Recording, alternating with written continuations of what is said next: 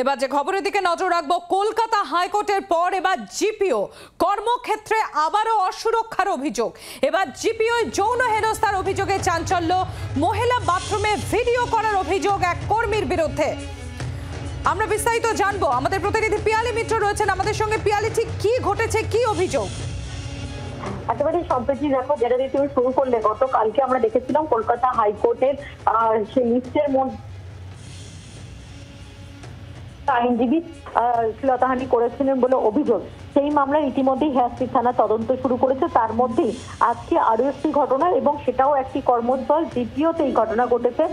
যে অভিযোগ ইতিমধ্যেই ওই মহিলা দায়ের করেছেন, সেখানে যেটা অভিযোগ হচ্ছে যে জিপিওর কর্মী তিনি আজকে যখন বাথরুমে যান, লেডিস ওয়াশরুমে, সেই সময় তিনি আচমকাই দেখেন যে বাথরুমের দরজার বাইরে একটি ফাঁকা জায়গা রয়েছে। সেখান থেকে একজন ওই জিপিওরই একজন ক্যাজুয়াল স্টাফ তিনি ভিডিও করছেন। এরপরেই সকলে তাকে হাতে নাতে ধরে ফেলেন এবং তার মোবাইলে সেই ভিডিও পাওয়া যায়। ইতিমধ্যেই তিনি অভিযোগ দায়ের করেছেন এবং সেই অভিযোগের ভিত্তিতে ভিকি নামে মল্লিক নামে সেই ব্যক্তিকে গ্রেপ্তার করেছে পুলিশ। তার বিরুদ্ধে ভারতীয় ন্যায় সংহিতা 77 যে ধারা, সেই ধারাতে মামলা রুজু করে তাকে গ্রেপ্তার করেছে পুলিশ।